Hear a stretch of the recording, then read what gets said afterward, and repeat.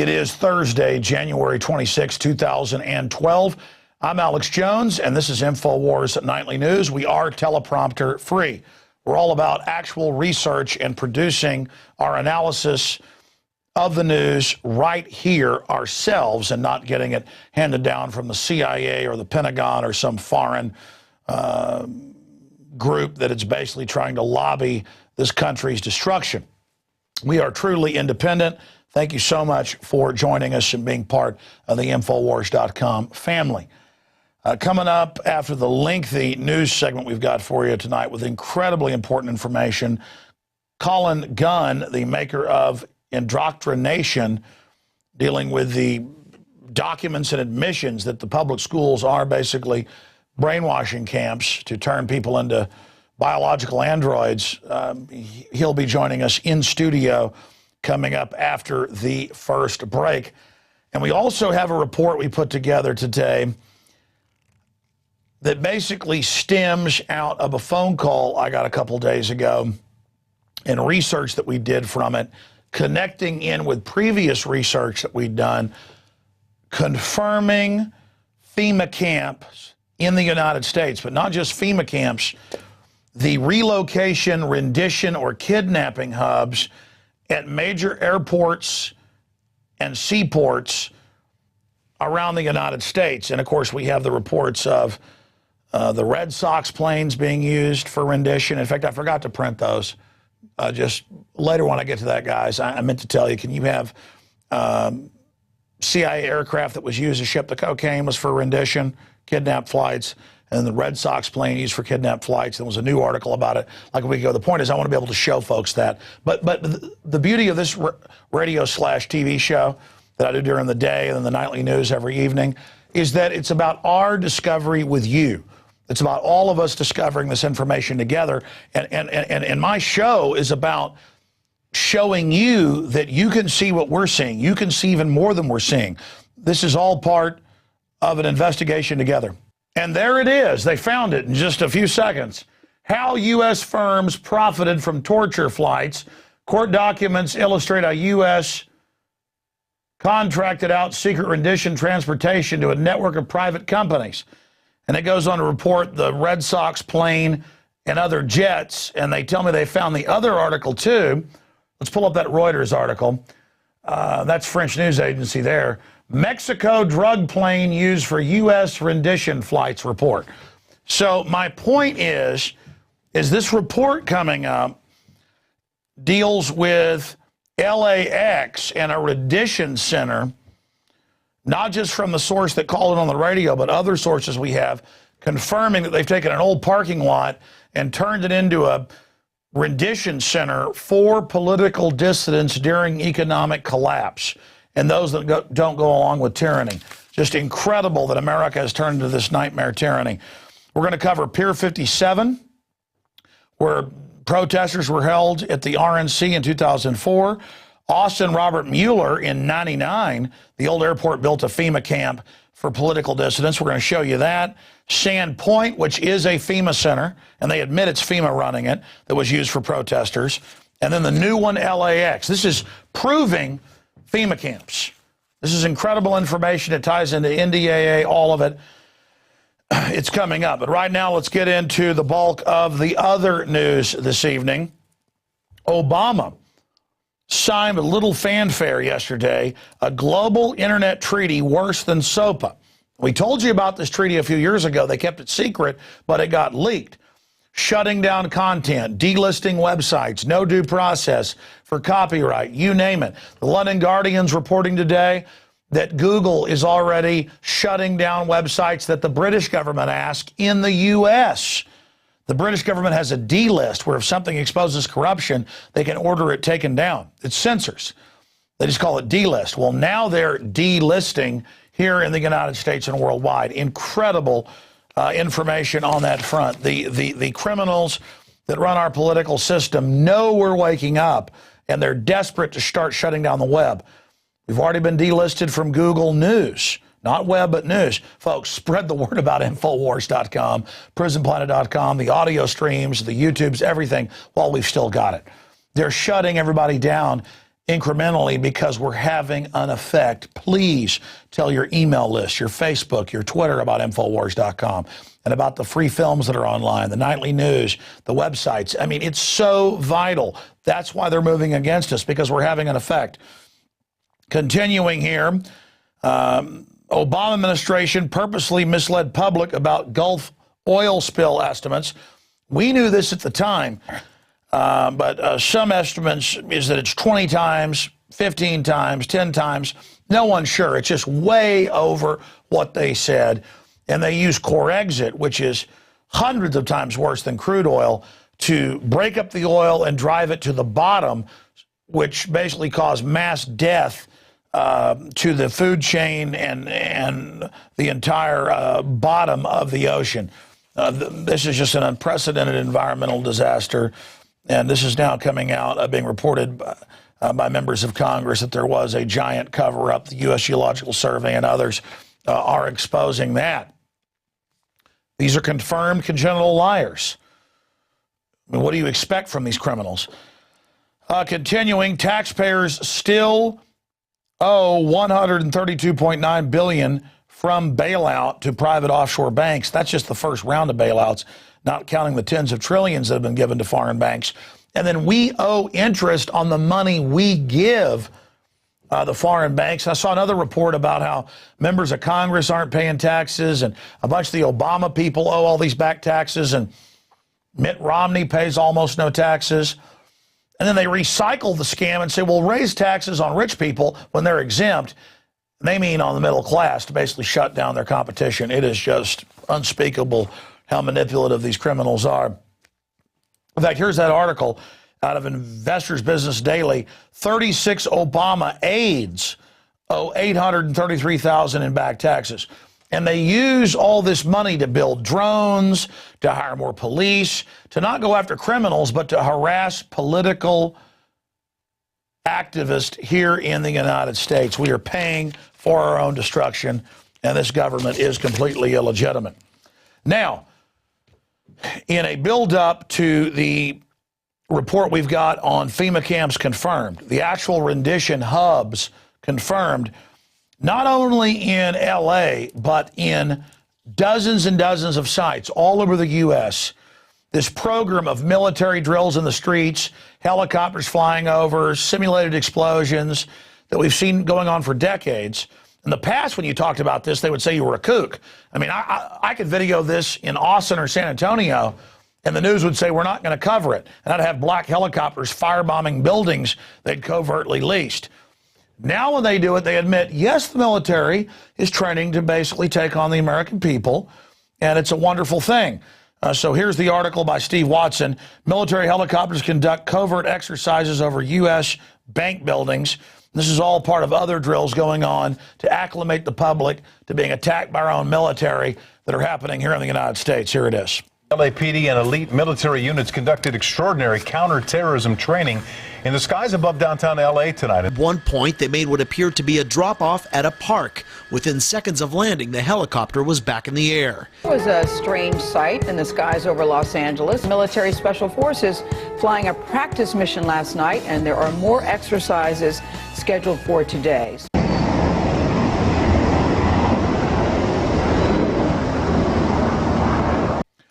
And again, they have giant bases. They have military bases that have large buildings. They could do this on base. This is done to acclimate you for the end of posse comitatus, troops on the streets, and using the military against citizens. Oh, and of course, I've been talking about this for 16 years plus on air. Now it's all admitted, not just from leaked documents we got that the corporate prostitute media ignored. Now the NDAA, the John Warner Defense Authorization Act, Northcom, Brigade Homeland, it's all admitted the military training to take over your cities, to take over Capitol buildings and states that don't go along with these criminal orders. Now, speaking of that, we have this special report put together quickly just in the last 24 hours by Rob Dew. Because when I got this phone call a few days ago by a guy that owns a limousine company in L.A., he talked about how this old parking area he would go to had been turned into a new facility, and they'd put up barbed wire fences facing both ways, had gates where buses can go in. And when he mistakenly went there a few times looking for, the place to park, when he was waiting, the police basically came after him. And he had seen my other documentaries and noticed that he'd seen similar facilities around the country. So we're first going to go in this report to Pier 57 from 2004 in New York, where they put thousands of peaceful political protesters in a stockade and actually ran buses inside, making them sick and laughing at them, and had porta potties. And I'd seen this before, 5 years before, in Austin, and it's still there, but now it's at Bergstrom, not just the old airport, Robert Mueller, where they have giant hangars with bolts and chains in the floors, porta potties, cots, barbed wire, which they admit are for civil unrest periods, to bring the political dissidents, interrogate them, and then decide who gets sent out to the government aircraft for rendition that we just showed you earlier. That's a black bag over the head, and you go to a center overseas to be killed, to be tortured, whatever the case is. And remember, we've got clips of U.S. senators saying, we want Americans to be scared. Lieberman, you're an American, you say, I want a lawyer, shut up, you don't get one. This is all about the criminals that have hijacked the government, sold the derivatives, bankrupted the nation, federalized everything. This is about their takeover of society. And I cannot stress to you how hardcore this info is, just confirming that they have these hubs to then relocate people. And that's all in the Emergency Centers Establishment Act. It's in Rex 84. They admit it's the old military bases is where you'll be taken. Also, we have more prisons than any other country in the world, larger prison population. They've got old derelict prisons shut down and waiting in the Military Commissions Act, in the Civilian Inmate Labor Camp program, in all of these. And you can search engine every term I'm giving you and have government documents admitting it. When the media says, oh, we investigated camps and can't find them, that's bull. That's them putting fake garbage, we've learned, on the web that are straw men to lead you to things that aren't real. We're giving you the facts. And you've heard the NDAA saying they'll arrest you and kill you or torture you and disappear you. So stop living in denial. So we're going to first go to Pier 57, then back to 99 with Robert Mueller. 57's from 2004. Sand Point is from 99 in Seattle. And notice it's run by FEMA. Oh, the old military base is shut down. FEMA runs it now, and they put the protesters in there. It's always FEMA. That's in the regulations as well. And then we've got LAX from January 2012. Here is this incredible report. FEMA camps confirmed. These are rendition kidnapping hubs. It doesn't get more important than this. Imagine if people would have known about Hitler early on and actually fought him. He could have been defeated. Or Lenin or Stalin or Mao. This is America. We're not perfect, but you know what? We're not poor serfs in Russia or Germany. We're going to fight back. And we're going to fight back with the info war while the sun's still shining. The sun's setting on our republic. Tyranny's coming in. And people are starting to listen. You want hardcore data? Here it is. We're in New York City, right here on the Hudson River. And this condemned former bus station where they stored the buses is being used to hold over 2,000 protesters. And they admit that they randomly set up fences and scoop up whole crowds of people and then take them here. And for over 3 days, they've not let people talk to lawyers, call out, talk to their families. Some have been released. Some have gone to the hospital with rashes over their entire bodies. This building is condemned. The city admits it. The bus union wouldn't allow them to use it years ago, so they turned it into an emergency police facility. It's full of asbestos, chemicals, oils from decades and decades and decades in this 70-year-old building, and the average stay for someone scooped up in there is over 24 hours. The city even admits that. Many of the nearly 2,000 protesters arrested over the past few days have been taken to an old bus depot on Manhattan's West Side. But now the use of Pier 57 as a temporary holding facility is stirring up some controversy of its own. Protests are being held there to spotlight conditions. Some of those being detained say they're getting sick. There are reports of cramped conditions, rashes, chemical burns, and difficulty breathing. We should call this facility what it is, and it's a concentration camp. It's the Pier 57 concentration camp. The mayor has the nerve, and the police commissioner has the nerve to allow this to happen, to actually stick people in an oil-filled garage with asbestos. Across the nation, at airports and old military bases, they're installing hangars and structures to intern the American people under military control. They're also integrating local police. You've already seen some of the evidence. But even the town where I live, Austin, Texas, is not immune from these activities. We're told that there's a holding facility here on the old Robert Mueller Municipal Airport, a hangar to hold people. Have you been inside there? No, not since they fixed it up. I haven't. I was in the foot fixing it up. How did they fix it up? Well, you probably don't recognize it, but it's an abandoned hangar at the old airport just off 51st Street. Today and tomorrow, sheriff's employees are turning this place into a booking center and even a holding cell.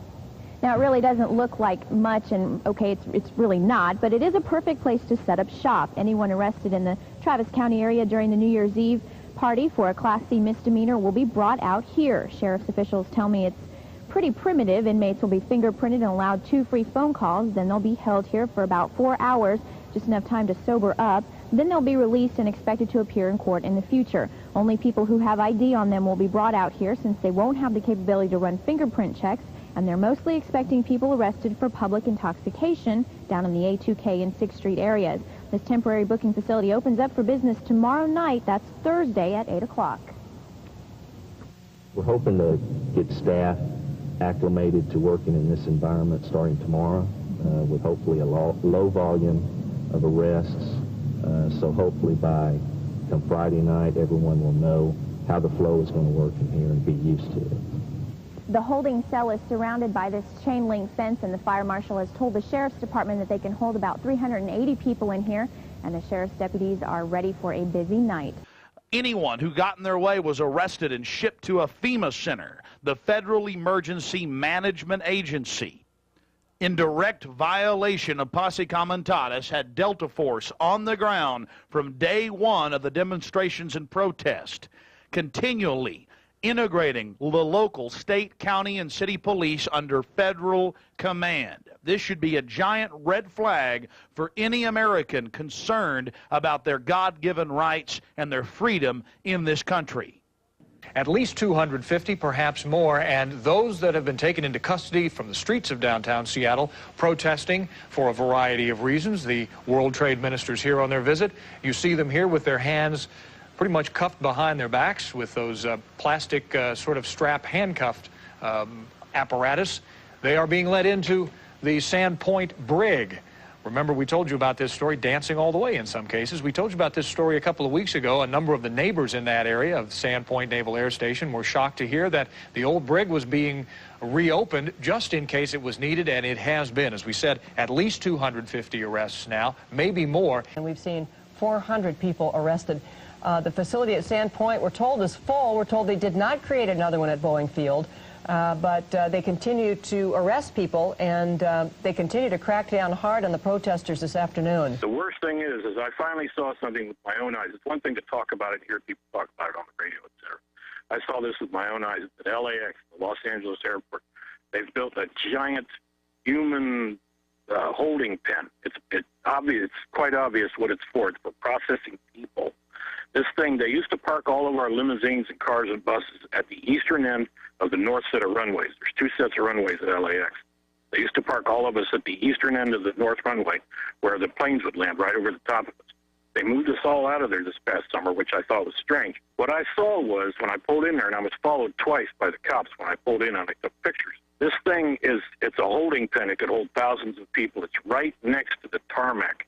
There's no buildings, no nothing. It's like a 10 or 12-foot fence with a permanent concrete base around the base of it. And there's 2 sets of barbed wire on top facing in and out.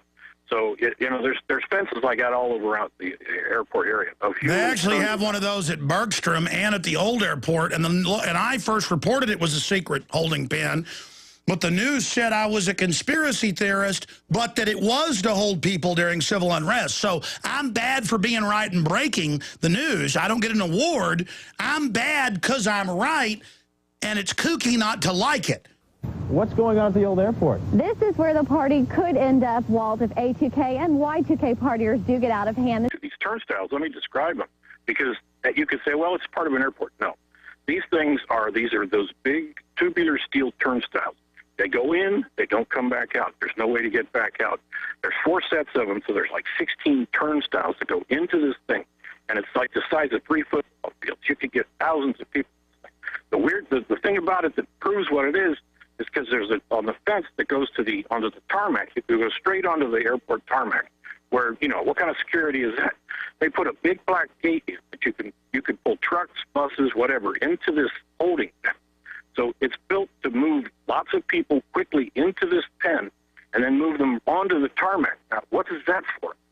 Except to move people and put them onto aircraft? No, that's like the Oklahoma City Federal Processing Center. This is actually all in the Emergency Centers Establishment Act, and it's just these creepy crooks and all the stuff with our money they've built against us because they know they're a bunch of crooks. What you just saw is a tiny snapshot of the evidence. My film, Police State 4, The Rise of FEMA, is 16 years of condensed research on the blueprint for the globalist takeover. You notice we reverse engineered this years ago, and we've been unbelievably accurate now that they've publicly announced all this. We're now in post-denial phase. They know they've got a 9% approval rating. They know you're awake to them. Now they're just going with pure intimidation. They think you're fearful. I know you're like me. You're strong, you're deliberative, you're focused, you're committed. The facts are now out. You're going to stand against this. I get a lot of emails saying, why do you cover all this? It's scary. You're going to scare people. I don't think you're cowards. I think when you're faced with the truth, like Patrick Henry said, you'll want the truth and make preparation for it. Just denying the stuff doesn't make it go away. It's like folks I've known who smoke 3 packs of cigarettes. They go, oh, I know you can get cancer, but I never will, and they get cancer. I mean, wouldn't you rather me say, hey, quit smoking cigarettes? And you're like, well, I've been smoking them. I'm going to live in denial. No, quit now, and statistically you won't get lung cancer as quickly. Well, it's the same thing. We got a real case of sickening, disgusting, degenerate tyranny. And we need to be honest about it. I know there's a lot of mainstream dinosaur media watching. Look, stop acting stupid. You don't have to be spoon-fed everything. Look up congressional hearings. There's film of it. Rex 84. Look up Emergency Centers Establishment Act. Look up Civilian Inmate Labor Camp Program. Look up Continuity of Government Civil Unrest Program. Look up decommissioned bases used for civil emergencies. Stop living in la-la land. Okay, it's all real, and they've spent our tax money by the hundreds of billions on these camps. And they've spent probably over $1 trillion in the aggregate since the 40s on underground bases.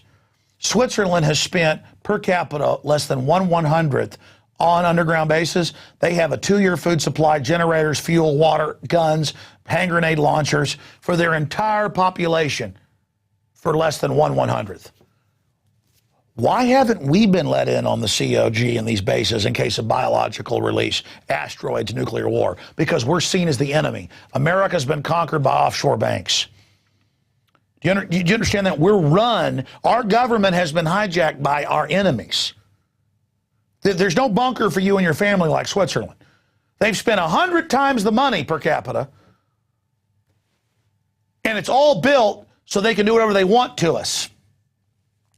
And the whole thing is manned by military and others and corporate people. That's why they're getting rid of the military, bringing in corporates and bringing in drones and bringing in robots. And please don't send me an idiotic email about we're not run by drones and robots. They've already got half the stuff in the air is robot. And they've kept quiet the ground force because that does freak out people. They want to think of men fighting like John Wayne. Within 10 years, no more John Wayne. Okay? I mean, listen, there's not a lot of time to screw around, folks. Okay, how much of what I've said has come true so far? If we don't have an awakening now and put the brakes on this, I want America to be great and prosperous. But there's three or four things can happen. Total World War III, globalists win, launch bioattacks on us, lockdown society, end of humanity as we know it. The global tyranny overreaches, has some wars, fails and collapses. That's much better. Depression, starving in the streets better than them going ahead with the full plan. Or we could wake up, put the brakes on, have some sanity, and pull back from this. But living in denial and hyperventilating over football all day while science fiction crazy land is going on around you, run by psycho mad scientists, there's not time to screw around anymore. There's not time to live in denial. Okay? You have been warned. Now, let me continue here with the news. Speaking of oppression, here's a Daily Mail article. U.S. falls to 47th in press freedom rankings after Occupy crackdown because the big organizations that break all this down, Reporters Without Borders and others who know what tyranny is, are confirming that the United States arrested and assaulted and falsely charged hundreds and hundreds of peaceful protesters across the United States that occupy Wall Street, not to mention our reporter Rob Dew a few years ago in Pittsburgh, totally peacefully videotaping police beating up college students for no reason in their own campus at night, saying no one's allowed out in the city at night. They're out there eating hamburgers at the park bench and beating girls over the head. He's videotaping it. They arrested him. So, yes, this is another hallmark of tyranny. We've got a couple quotes on this. Never have journalists, through their reporting, vexed the enemies of freedom so much. Never have acts of censorship and physical attacks on journalists seemed so numerous. Oh, yeah, I mean, I've been arrested and had my shoulder partway wrenched out of socket. I'm in pain every day for what they did to me 14 years ago for asking Governor Bush a question at the end of his stupid conference. And he pointed to the cops, said, get him. And they roughed me up just for asking him a question. Do you think any of your property, any of your children, any of you, anything's safe when we don't all have liberties? This is precious stuff. And those of you that laugh at people that are for freedom, you're about to find out how precious freedom is because you don't know what you got till it's gone, the cliche says. The equation is simple. The absence or suppression of civil liberties leads necessarily to the suspension of media freedom. Dictatorships fear and ban information, especially when it may undermine them, it said.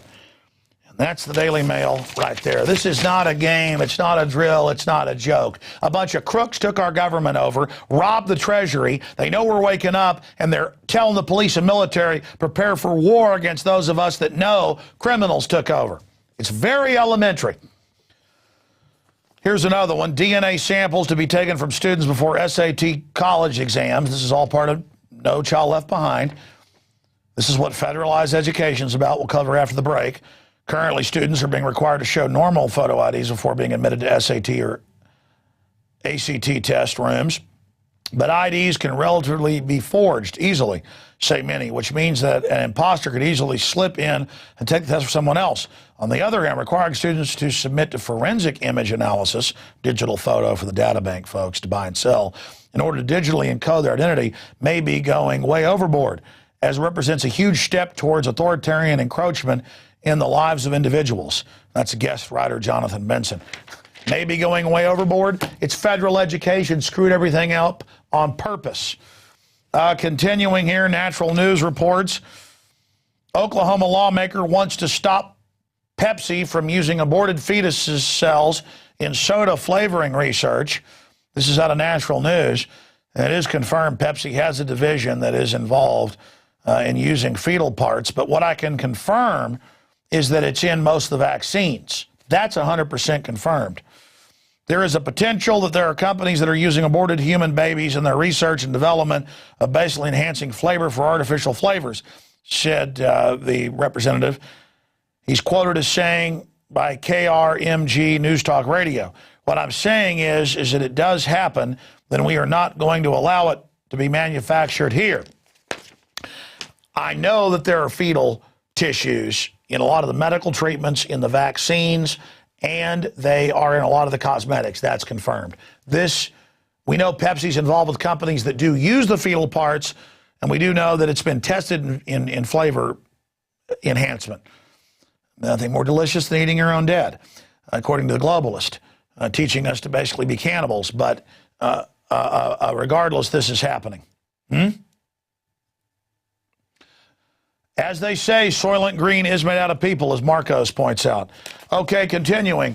Polish websites to go dark to protest ACTA, the anti-counterfeiting trade agreement that is being rammed through in Poland. And again, Obama has already signed an international treaty basically saying they're going to attempt this. But announcing you have the power to carry out tyrannical actions is one thing.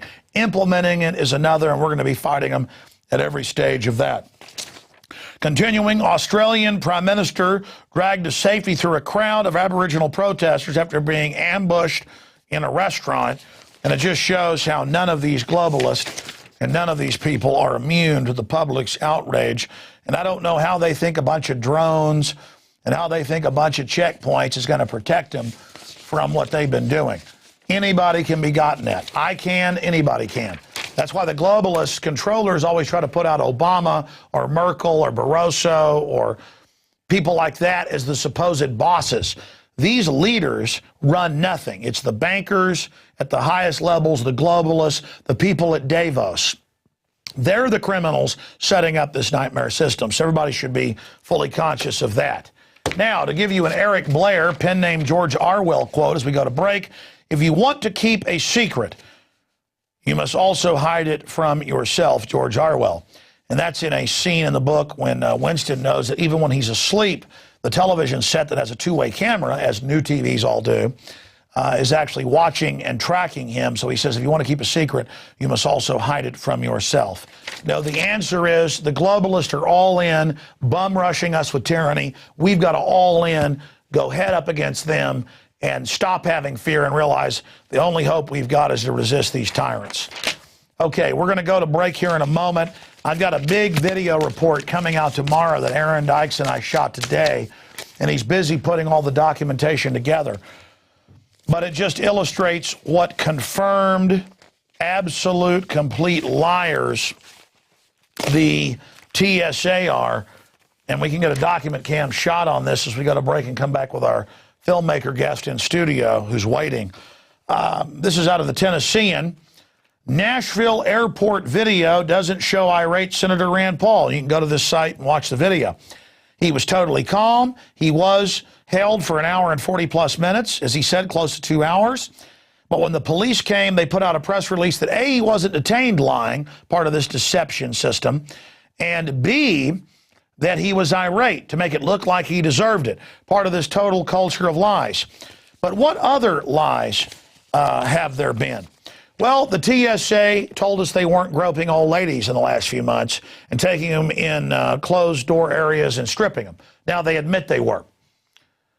But the old ladies have come out and said, well, that's actually a lie, too, what they're saying. They're whitewashing it. They said they weren't storing the images of our naked bodies. That turned out to be a lie. And we're going to do a big report showing all this. They said they weren't groping small children under 12. Then when they got caught doing it on video, taking diapers off babies, sticking their hands down little girls' pants, men doing it, bad enough to have same sex doing it. They lied about that and got caught and said, well, we're going to stop, but then didn't stop. Then they got lied about the statistics of the radiation and quoted Johns Hopkins and others who actually said it was killing people. They said, oh, Johns Hopkins says it's safe. They got caught lying about their crime statistics of how many of them get busted for pedophilia, child porn, raping women in the airport parking garages in uniform, stealing out of people's bags. I mean, who's normal and wants a job ripping colostomy bags off old ladies and making people that are dying of cancer get out of wheelchairs that can't walk and making folks pick them up and stealing money out of bags? I mean, it's just a bunch of degenerate scum who get off on it. I mean, what do you expect? It's their brown shirts who are now on the highways of America, as we told you. So that's just some of the lies, and that's going to be coming up in a special report. We're going to go to break here and come back with our in-studio guest. It's InfoWars Nightly News. If you believe in this type of hardcore, fearless, in-the-face-of-tyranny media, become subscribers at prisonplanet.tv. We're running that 15-day free trial right now where 9 years of hardcore resistance to tyranny is archived. All my films, expanded extras, you name it, all at prisonplanet.tv. We'll be right back. America is in trouble. Washington is a disgrace. Government has become too big. It's overtaxing, overspending. We need to change direction. We really need change. We can't afford to make the same mistakes we've made in the past. Mitt Romney's reputation as a flip-flopper. He went the other way when he got paid to go the other way. There is need for economic stimulus. It's about serial hypocrisy. This election is about trust. There's been one true, consistent candidate, and that's Dr. Ron Paul. Ron Paul has been so consistent from the very beginning. He seems like a more honest candidate. He tells the truth about what he believes, whether you like it or not. He's never once voted for a tax increase, never once voted for an unbalanced budget. Ron Paul's plan is bold, cuts 5 departments. It's what we need. When he says he's going to cut $1 trillion in the first year, I believe it. If you don't like how things are going and you're tired of politicians, he's something different. Ron Paul. Ron Paul. Ron Paul. Ron Paul is the one we've been looking for. I'm Ron Paul, and I approve this message.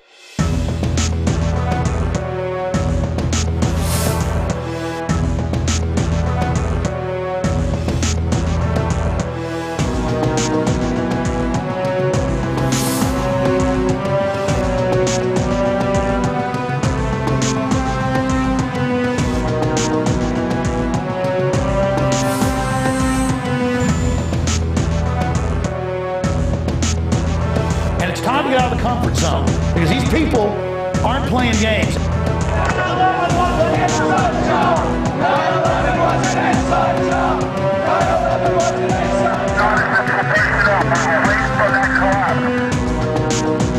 We're going to organize. Humanity's going to come together. We are swinging muskets here, toe-to-toe with the globalists. They're bloodied, we're bloodied. It is absolute, total war.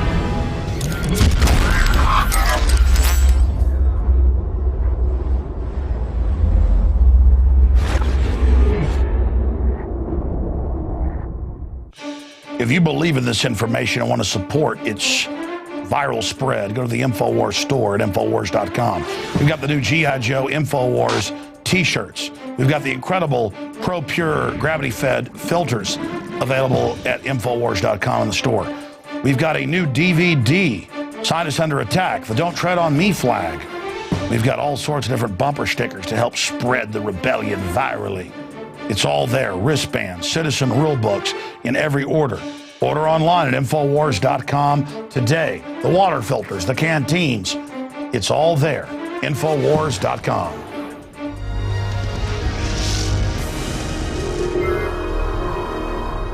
Welcome back to this 26th edition of InfoWars Nightly News on this Thursday.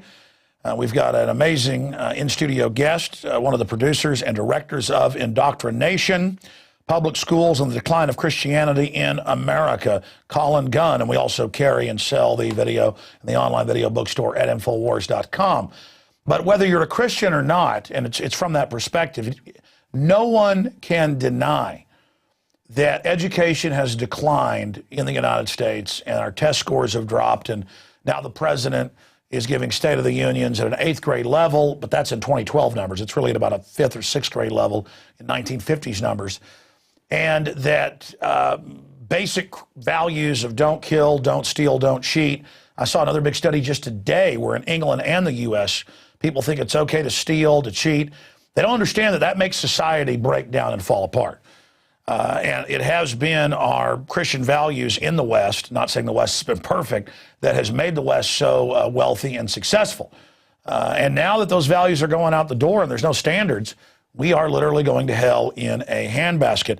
And this is just an excellent film, very well done. The interviews are amazing. And I'm just excited that this film is out there because it's a wonderful tool for anybody who has children in a government training camp, a public school, for homeschoolers, for Christians, non-Christians. IndoctriNation is something that everybody needs to see. Colin, thank you so much for coming to the studio. Thanks for having me on your show. It's an honor. We just came out of break with the trailer for IndoctriNation, and we've got a few clips here that you're going to be announcing throughout the interview. But you've got the floor. I mean, tell us about yourself? What made you, decide to make this film, and give folks a synopsis of IndoctriNation? Well, my desire was to make a film that directly communicated my concerns about public education in America. I'm Scottish, but I live in America, and I love America, and I see all these problems coming from one place, the public schools. We talk to people about pro-life issues or the Federal Reserve or all the things that you see on your show. You find that it's not met. It's usually met with ignorance. People don't know the truth. And one of the main things I want to say in our film is that the public schools have been incredibly successful. We think of them as a failure, but they're actually a success, because if you look at the history of public schooling, there's been an agenda there for years. Back in the 1800s, they were established with a particular view in mind, and that was to change America. And we're looking at an end game after 200 years of this change in America, and it's all been for the worse. So my desire was to make a film, take my 7 kids, I now have 8, but I took my 7 kids, my wife, in a big yellow school bus, and we traveled across America, going to sites that were pertinent to the history of education in America. So we went to Boston, we went to Dayton, Tennessee, we went to New Harmony, Indiana, where they established a colony, which Robert Owen established a colony which focused on public education. And we interviewed people. The 2 types of people we interviewed were expert witnesses and eyewitnesses. I'm not just a blowhard telling you that the public schools are bad based on my opinion. We interviewed people that really know that the public schools are bad. The expert witnesses, people who have studied them, people like Samuel Blumenfeld, who have studied them for years. And then eyewitnesses, teachers, headmasters, people that work within the system who testify to the fact that the public schools are the worst place for your child to be. And the purpose of our movie is to get people to take their kids out of the public schools. Well, what you said is just absolutely key, and it's a paradigm shift, because when you read the documents from over 100 years ago, where the big banking association says Americans have the highest literacy rate, they're intelligent, they're informed, we've got to take education from people being educated to being trained, basically dog training.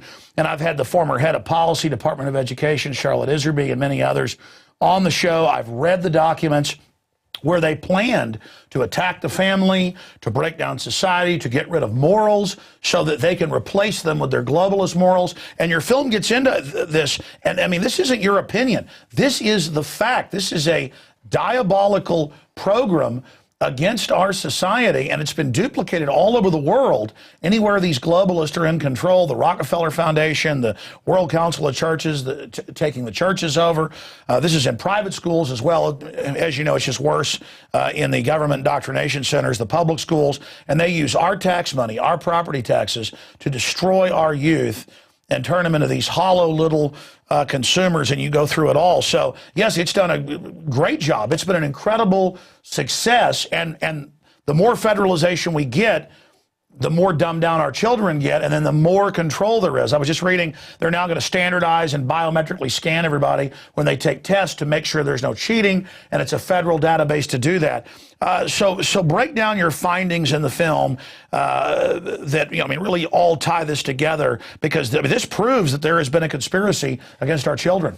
Well, people are nostalgic about the schools. They want to go back to the 50s and think it'll be better. But if you go back further than that, you find out there was an agenda early on. So in New Harmony, Indiana, they established this system which was socialist, and the desire was to, and this is, socialists and Marxists do this one important thing. They get the children away from the parents. So they, instead of serving the family, they start to serve the state or the interests of those that the state helps, particularly at that time, the Industrial Revolution. So they saw people as a product. They wanted to detach them from their parents and start to have them serve them. So that was what the Prussian model was based on as well, this militaristic society which wanted to use people for warfare. And now fast forward 200 years to us, when we're living in a world where the public schools really are the indoctrination centers to train people for war. They don't teach them the basic thing. I mean, if you think what the schools are meant to do, that is the one thing they're failing at. But look at all the things that the children are coming out. They're coming out believing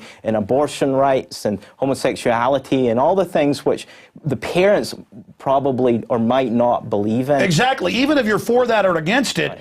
Why is the state in there saying we control your kids? I mean, it's like the law now in California where they will inoculate your children if they convince them. Well, that's like saying somebody could have sex with a 12-year-old because the girl was for it. No, under common law and basic law, they're not an adult yet. They can't make that decision. Just because a 12-year-old wants some Jack Daniels whiskey doesn't mean you as an adult can give it to them because they're not of an age to be able to choose that. So this is the state coming in and really proving that it wants to take the children away from the parents. In fact, you just brought this up, and perhaps by the end of the show, because Aaron Dykes is here, you guys can go grab him.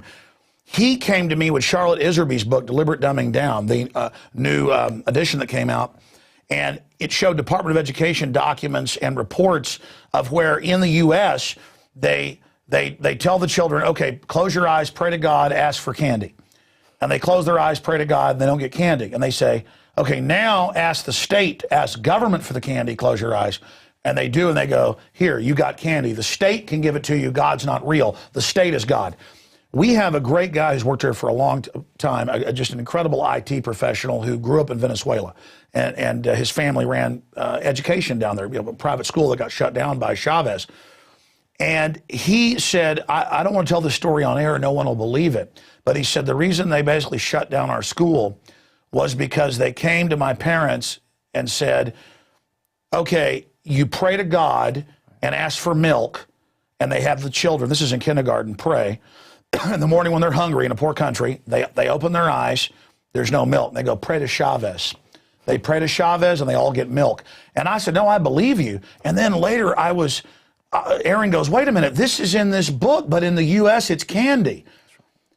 Because, but I mean, it's so diabolical that this is going on. What Chavez is doing, he got from us. Absolutely. It really is an American system, and the school bus is a symbol of this mass system to indoctrinate our culture. And our culture, when we talk to people, and you talk to people on the street, so many of them are status-minded. They're completely committed to the state. They completely love the state, and so you're trying to shake them away from that, and that's because they've been educated by the state. Whoever educates is the one that controls the future of our culture. And it's the saddest thing is the majority of conservatives and the majority of Christians in America still use the public schools, ignorant of the fact that it's undermining their own faith, their own culture, their own politics. And you're turning your children over to them. I mean, I remember articles in mainstream news like it was normal 15 years ago where they were teaching 6th graders about stuff that I didn't even know about as an adult. I mean, things I won't even say on air. Right.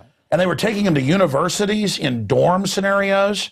And I mean, it's creepy. It's beyond bizarre that you realize it's a bunch of perverts and weirdos that want our kids, and we just give them to them. Well, you're statistically more likely to be molested by an employee of a public school than any other profession.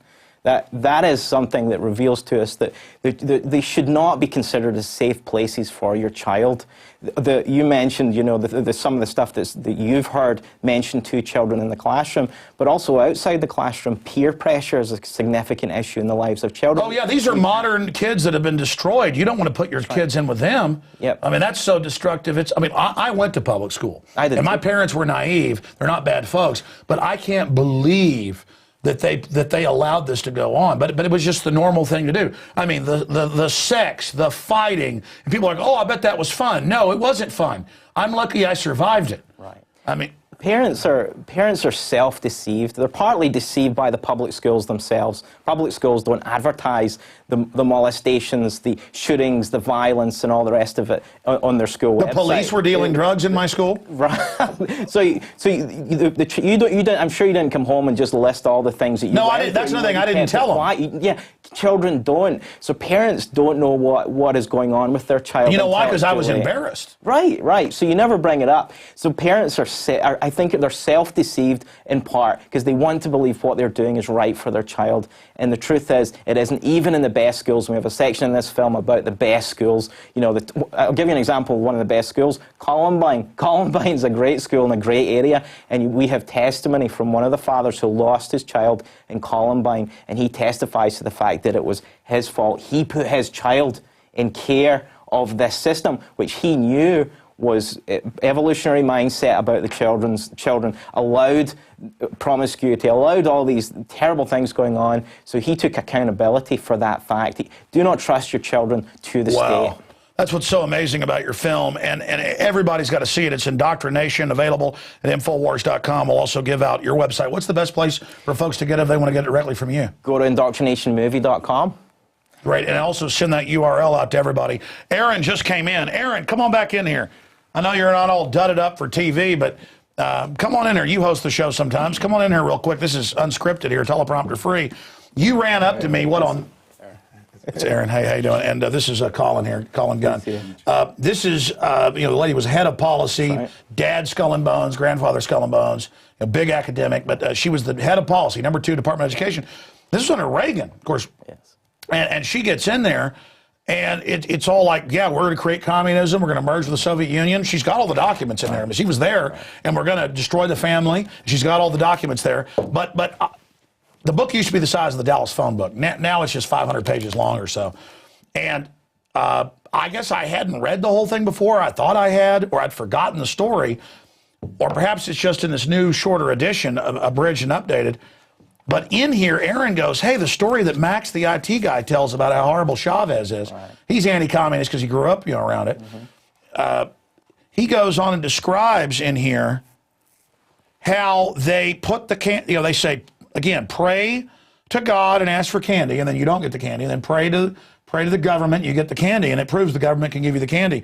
I mean, Aaron, how amazing is it to hear Max tell the story, but he wouldn't come on air because he said folks won't believe it, and then here it is in her book with the government documents. I mean, yeah, this is something Max saw for himself in recent times. This is something they started back in the 60s when they started taking prayer out of schools. Right. I forget the exact date, you probably know. And they call the family the disease in here? It's that whole state is God mentality, that you pray to a leader of some kind, that only people can help you. And we advocate homeschooling for the reason that the state is this competing authority, and you can know what your child is doing at all times, what they're believing, and who's with them, what's being taught to them, and that's a great merit of homeschooling. You're with them, and they'll end up like you. I mean, that's what you want for your kids. Are you kidding? When I was in intermediate school and got off the school bus, from 5th grade to intermediate, there were like kids that had flunked 3-4 times that had mustaches beating me up every day. Right. You don't. I mean, it's a brutal world out there. And I remember being on the school bus back home when I was 11 years old, and not knowing what frosting was all around my eyes, like all blurred. I had concussions, being beat up, and then not even telling my parents, just going home and going to bed with concussions. Yeah. And I mean, this is what we do to our kids. And the schools just let them beat the hell out of you. And again, then their answer is more police state because your kids are being beat up. No, don't put them in this cesspit that created a culture that's like this. When I first came to America, there was a photograph on the front of the Waco newspaper of a young African-American man with his hands behind his back being marched into the school. He hadn't done anything wrong. He was a truant. He'd done the wise thing, which was to escape the school. And here's this poor man. I mean, he was a man. He was 17, and he's getting dragged into the school because they hadn't finished with him effectively. He was being told, you need to sit in this classroom and submit to this authority. And I saw at that point, the schools have become like prisons. They've got barbed wire around them. They've got. I want to speak to that. I want to speak to that. Again, this is on page 88. This book also available at Infowars.com. The film IndoctriNation. Aaron, thanks for coming in, buddy. Yeah, thanks. Appreciate you running up with that because, and we've got to get Max on the show. We've got to get him to come in here and talk about this. Okay, continuing, Colin. There's so much more. Tell us who else is in the film and other facets that people have got to see. Because, I mean, you talk about the Columbine dad that's in this. I mean, you really did a lot of work here. We traveled all across America in this bus. We slept in the bus, and we met all these great people. And the testimony from someone like John Taylor Gatto, and we have a clip of John Taylor Gatto with us. And John Taylor Gatto is important because he's a whistleblower. He's not just an expert, but he was actually there. He was Teacher of the Year in New York City and New York State. This guy knows what he's talking about. And he turned away from the system and condemns the whole system. Yeah, he discovered it was on purpose. That's right. So he's one of the people in our film that speak to the history and talk about the agenda behind the public school system, how they desire to to take control of people's lives, and that's why they became like prisons. That's why they became like machines. You know, it's such an artificial environment in the public schools. You know, a bell rings and you close the book and you go to another class and open another book. It's Pavlovian. It's designed to be psychological warfare re-education camp. And it's not the way to learn. We're not joking when we say it's a indoctrination and it's a re-education camp. They admit in their own documents it's a re-education camp. That's right.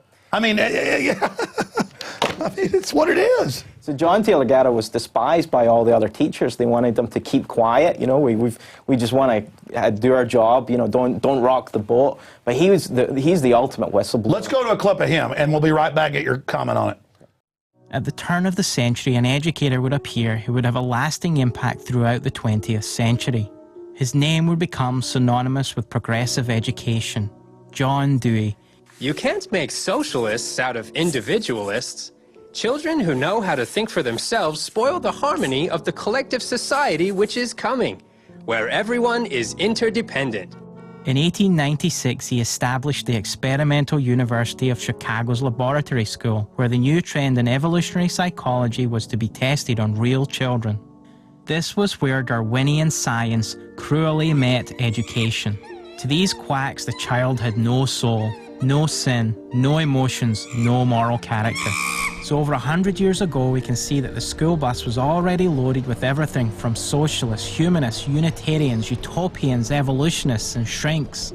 I wonder how many more centuries we have to see this playing out in front of our eyes before we say something crazy going on here.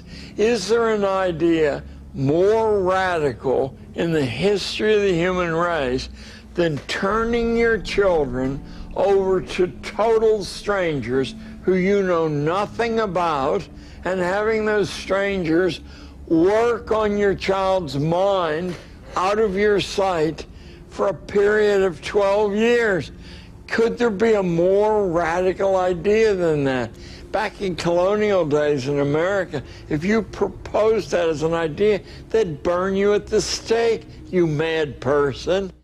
Well, that was an amazing clip. And again, that's just a small snapshot of what's in this amazing video. And folks, it's up to you out there to make sure everybody sees this.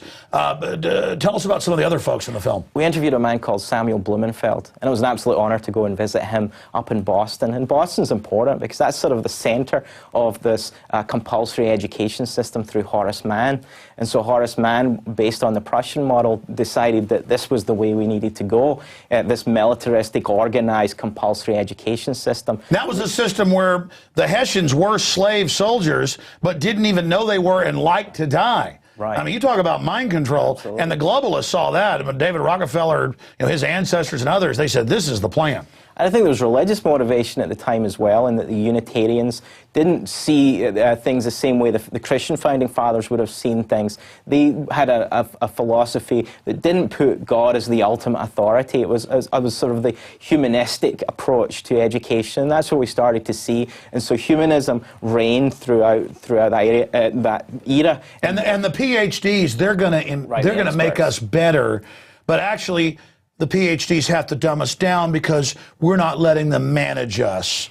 That's right. I mean, how sick is that to knowingly try to screw up young minds and turn them into robots? Well, back in the 1800s, that was the movement. They started to view the child not as a person with a soul, but as a machine, this animal that could be retrained. Now, when you look now and you see children put on Ritalin or other drugs to pacify them, well, it started back then. They started to see that you just input things into this child. It's just information into this child and you'll get results. And so that was this sort of amoral experiment, as you could call it, an experiment on the child. And which is a total revolution against the idea of 1776 and human liberty, and what God tries to give us is the free will. The devil wants to create slaves. God asks that you stand up. All the devil asks is you get on your knees. That's right. The Bible says the fear of the Lord is the beginning of wisdom. Knowledge foundationally makes sense in a context of understanding a created universe, that God is a creator. Well, they know the more knowledge you get, you're going to discover God. All these top Nobel Prize winners, scientists, geneticists who were atheists, they keep becoming Christians. They keep discovering God because when you actually do research things, you find out this was all built.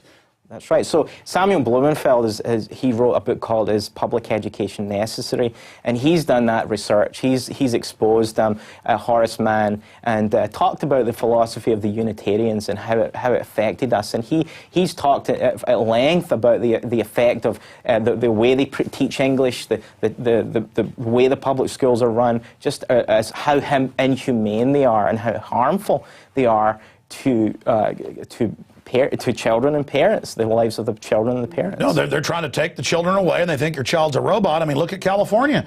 I saw a case, 3 years ago, where they said the state is the guardian, we own your children. That got overturned, but they're back with the forced inoculation. That's right. I mean, it's outrageous. That's right, and you know, back to the idea that this is even in the best schools, because it's a hierarchical structure, because it's run from Washington, D.C. and through others, you can't escape it. So just saying, I'm in the country, I have a nice little school, and my teacher's really nice.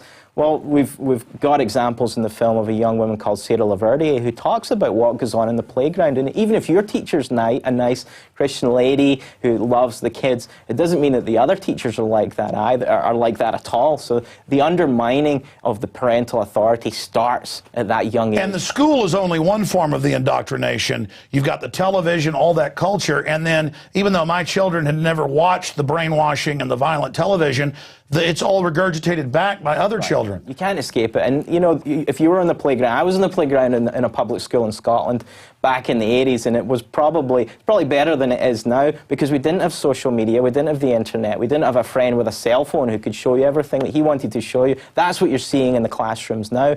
There's no moral guide within the classroom. And that's why governments everywhere are saying, let the kids have the smartphones in the schools. Right. And the parents, they can't be in the classroom. They're not allowed in the classroom. The kids aren't going to tell them all the things that are going on. You're handing your kids over to a bunch of globalist scumbags. Let's go to this clip with one of the gentlemen you were just talking about. Samuel Blumenfeld.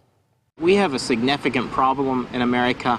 We've embraced socialism, and we are far down the line. Nationalized health care, all the welfare that we have, bailing out banks, and it looks like would you say it's fair to say the public schools are an engine to that process? Not only that, but the public schools themselves were a form of socialism. A state government education system is a socialist system. People don't realize that socialism was an ideology in this country as early as the 1820s.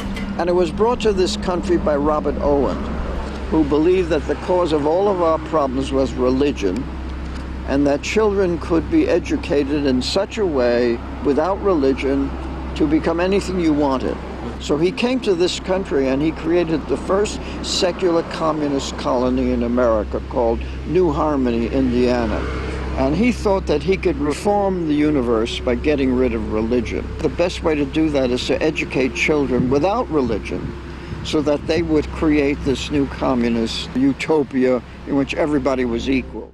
Okay, so Samuel Blumenfeld, we interviewed him there in Harvard, and we interviewed him also in Lexington Green, and they're two important places. Obviously, there was an intellectual push with the Unitarians and the philosophy that undermined the Founding Fathers' more Christian perspective. In Lexington Green, that was the first place they had a teacher training college, and this was really established to bring in this new agenda, this new approach to future. They were futurists, you know, they were ambitious, they were utopians essentially. They believed that America could be fixed or made great if we just get rid of these problems. Instead, they've turned it into the evil empire.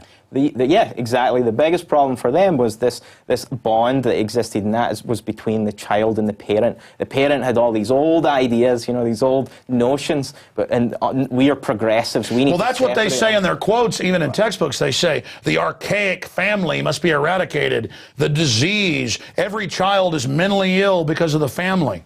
That's right. I mean, that's all of our development and humanity passing on common sense. They're saying all of that is bad. And you know, you get these young children in the schools. It's a natural inclination not to want to be there. They want to play. You know, and as homeschoolers, we give our children a huge amount of liberty in the books they read. They have Kindles and they pick what they want, and they come with Dad when he goes and does things. There's a remarkable amount of liberty in their lives that's enjoyable to them. They have natural lives. Well, it's more of an apprenticeship is what they used to do. Was the child was with their parents or with who parents trusted to put them with to actually learn adult skills, so they were adults by the time they were 10 or 11. Instead, it's the opposite, and you know that's something that you also get into in this film. It's just incredible. In fact, I want to, before we get to some more of these clips, I want to get into the fact that we continue to see homeschoolers get all the big scholarships. The homeschoolers win the spelling bees, the geography bees, you know, the best quarterbacks, everything. And it's because they just haven't been damaged by the state. Yeah, we're seeing huge results, and we homeschool not because we want our kids to, it's not about academics for us, although we see that as a fruit. That always is the fruit of being in a loving environment. And you can't pay a teacher to love your kids. You can't put them in a private school and pay them enough to love your kids. What we're seeing is these children who are homeschooled excelling because they're allowed to make, they're in a loving environment, and their parents are giving them the education. And education is more than just facts and figures. That's the myth. If I can just send them to the public schools, they'll learn how to do math and science. But the problem is there's much more to being brought to maturity and to adulthood. And we're seeing men in their 30s and 40s behaving like children. This flight from maturity, that's a huge cultural problem of men not acting like mature men, whereas we look back in culture, we see young men even, running farms and running businesses at the age of 12 and 13 and going off to college and this is what we're getting back. Well, my dad and then his dad growing up in farming communities, he was like 10 years old driving the tractor, doing the chickens. When he was like 11, they would just let him go for the summer to stay with family in Houston and work in businesses. I mean, he would just believe like it was an adult. And you think of the happiness that brings a young man, playing around on a farm and doing real things, and that's what we want to encourage people to see. We're not just being blowhards here saying, we're smart because we homeschool or we don't go to public schools. We're saying, we really do have a concern, and this film was made out of a concern for young children in the public schools. We want you to know that there's an agenda there. We want you to know that they're in harm's way. Well, by the way, Aldous Huxley, Julian Huxley was the first head of UNESCO that globally sets the education standards. It's on record. Our public schools are UNESCO run. DC follows its orders. They openly, in there he talks about in Brave New World, and of course Brave New World Revisited, written in the early 60s, he says, this is what we're really planning as eugenicists. This book is what we want to do. And he said, we're going to arrest the development where the worker class is always childlike. And we'll do it chemically as well. But there they are, and I talk to like 35-year-old men, and they say, well, I'm still young, I want to have fun. Then I talk to retirees, well, I'm retired, I want to have fun now. And they're never even men, and so many men I talk to, it's one thing to joke around sometimes, but they run away from serious issues. And then you read the documents where for over 150 years, it's all been planned. And it's so good to see somebody like you guys getting together, making a professional film, packaging it so well. I just hope that everyone gets IndoctriNation and Infowars.com and shows it to their friends and family. I want to show a few more clips like Horace Mann and others, but what if people want to have a showing at their church? What if they want to put it on Access TV? Do they need to contact you? Yeah, just contact me, and we're not charging for screenings. If you want to show it at your church, please show it and show it to your friends. That's the best thing to do. The purpose of making a movie like this is these serve as tracks. These are the things that can be passed along, and it's hard to bring this subject up. There's nothing worse than telling someone what to do with their kids. That's a touchy area, but this film can be something you can use in your church to easily approach that subject. Exactly, because the old saying, I forget who said it, but a lie travels around the world before the truths walk down the block. Right. And that's the the problem is this establishment folks would copy something and not ask. Our viewers are not going to show this to anybody unless you've told them it's okay. That's just how they are. That's right. Well, the best thing is to pass it along, you know, get people to see it. There's people that are in need. They're being deceived. They're deceived by the schools. They're deceived by the media that glorifies the public schools.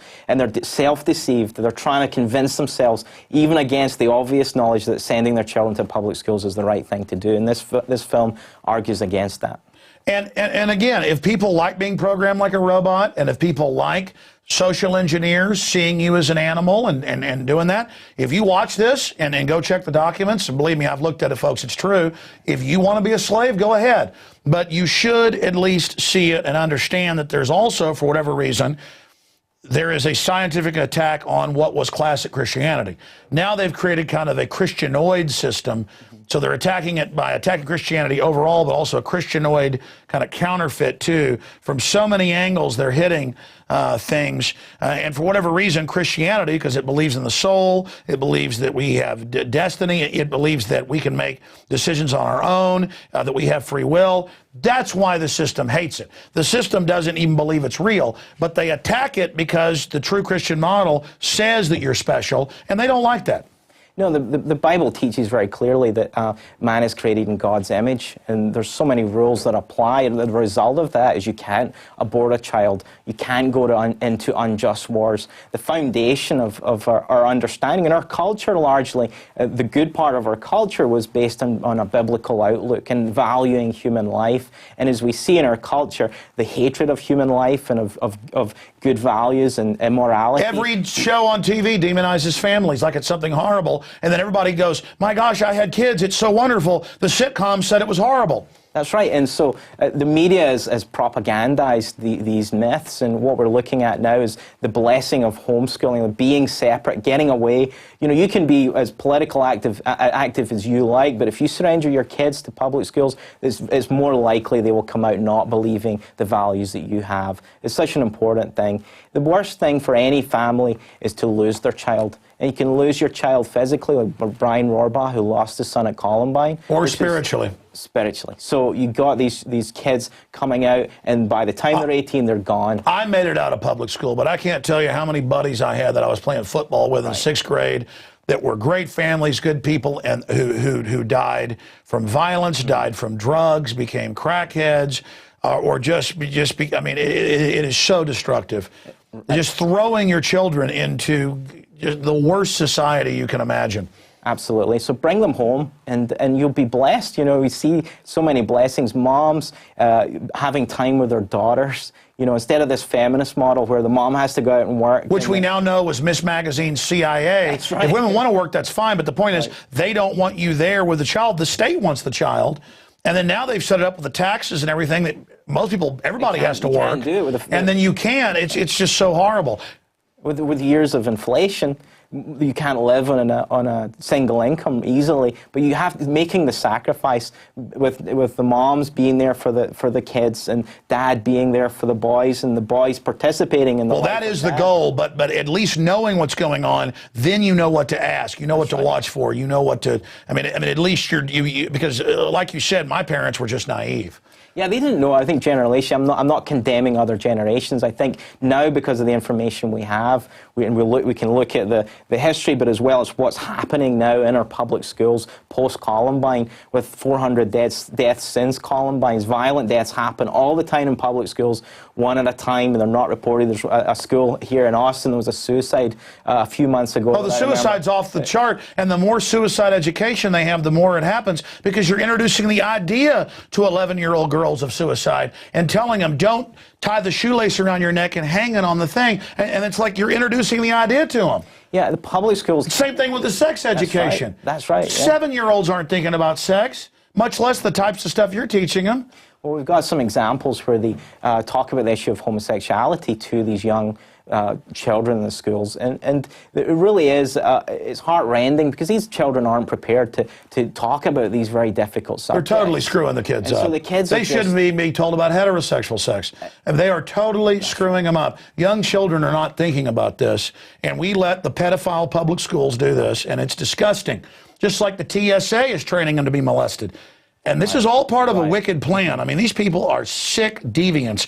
Now, expanding here, Horace Mann, tell us about him. We'll play a clip. So Horace Mann was a Unitarian, but he was the one that went to Prussia and started to look at that as a model for the public school system. And we have an example in our film where we have an animation of the school bus going along, and everyone starts getting on the bus. The idea is that the yellow school bus is an image, philosophical image of a multiplicity of ideas, not just Unitarianism. It's joining a cult. But it's joining absolutely. It's an ideology-led organization. It's getting on the ship. That's right. And if you've got a young child, a ship to hell. You have to be where you put them on that yellow bus. You are submitting them to. It's a spiritual decision because the world system has rules. It always has to get you to acquiesce. It wants you to agree. That's right. That's right. Yeah, we'll go to that clip. Here it is. Some of the social engineers were saying to the Christian parents, you know, you really don't want to mess up your nice Protestant society that you have here in New England. So simply send all the children to the classrooms and we'll make sure that they're uniformly Protestant.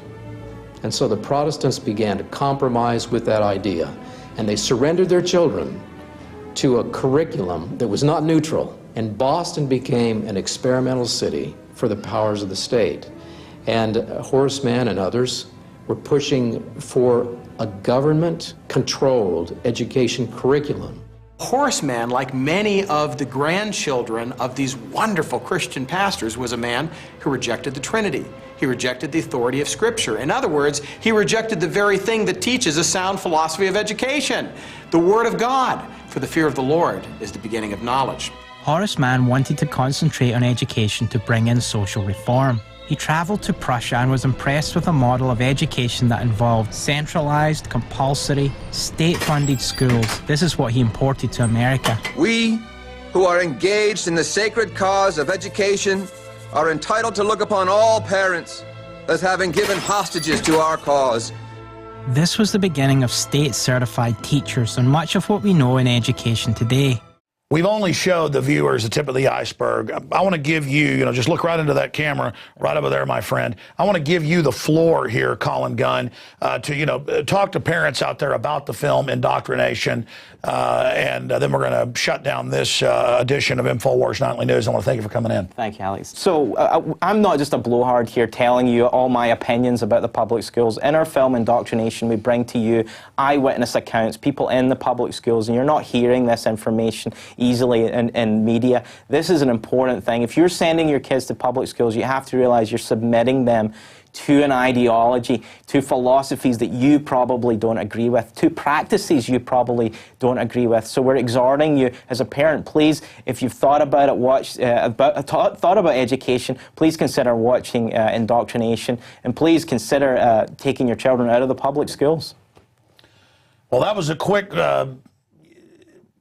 final summation, but other facets of the film we didn't talk about, because this is really an amazing documentary.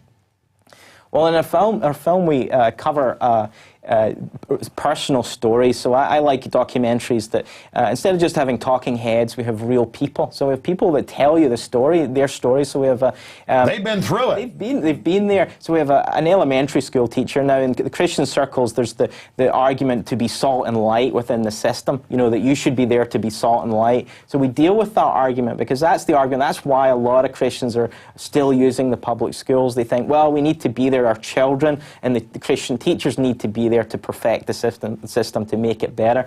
But what we found in the interview that we have with a man called Mike Matarko, who was an elementary school teacher, he testifies to the fact that you can only do very little as a Christian in a public school, even as a principal, because the opposition is so strong. And we have examples of people who are fired, of children who speak out, who give out a Christmas pencil in the classroom and get punished for it. We've got examples of people giving a valedictorian speech and the mic being cut off halfway through because they mention the name of Jesus. So, which again is taking their individual free speech away, but people can talk about any other religion or idea or environmental propaganda like Avatar. It's just Christianity. Again, why is the system so scared of Christianity? I believe as a Christian that it's because it's the biggest threat to their form of idolatry, which is statist idolatry. It undermines, it doesn't, the Christianity doesn't allow for human autonomy. Well, I agree with you, but I'll go one further. Sure.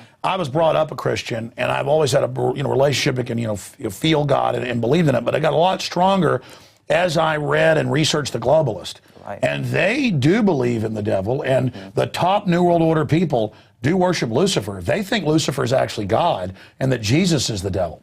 And so at the end of the day, that's why we are actually dealing with Luciferians. I can believe that, and I think that the main thing for me is that we have a victory in sight. There's good news here. The indoctrination ends with some good news. The system can go away, or at least we can now take our children away from this system and educate them like people were educated. That's right. There's a zinger at the end. There's something you need to see at the end. And that's important. There's this truth that God is in control of our culture, and that whatever conspiracy it is, He can bring their conspiracies, as intelligent as they are, to nothing, whereas He can give the victory to those that serve Him. I believe we'll see that in our culture. I'm optimistic because God has given us this liberty to homeschool, to protect our children, and we pray every day that that will be persevered in our country, and that's one of the greatest things, that children can be like their parents, can grow up in the faith and be instructed, and that's what we hope for. So there's a great news in this film, that it's not all certainly about is. Well, I want to have you on the radio via Skype as soon as you can. I guess you are here in Texas, though. I'm in Waco, Texas. Yeah, that's great. So, or you can come back down in a few weeks, be in studio with us. Wow, amazing job. IndoctriNation, available at Infowars.com. God bless you. Thanks for coming in. Thank you, Alex. Thank you. Stay right there. We're about to end the show, and I'll say bye to you guys. All right, great job of the crew getting these guests in here tonight, and with all the breakdown of the news earlier. And God willing, we'll be back tomorrow, 11 a.m. Central, on the radio show, and tomorrow night, 7 o'clock Central for InfoWars Nightly News. If you're not a subscriber and you're watching this on YouTube and other platforms, that's wonderful. That's always been our plan, but it is the subscribers that pay 15 cents a day that finance all of this. We got a 15-day free trial to test it out. All my films, books, 9 years of material are at prisonplanet.tv and InfoWarsNews.com, and we're just expanding this, getting more reporters, more crew. I plan to start special shows, special documentaries, special reports. So it's not just myself up here giving you my view on this, but other folks that understand what we're facing inside the New World Order. So please continue to be members. I want to thank the members. You're an integral part of what we do, and because you help the millions of people every week that end up watching the show for free online, and of course you get to see it first as well. So please make copies of this show and hand it out to your friends and family. Send links of these YouTube videos to people as well. All right, that's it for this edition of InfoWars Nightly News. We'll see you back tomorrow.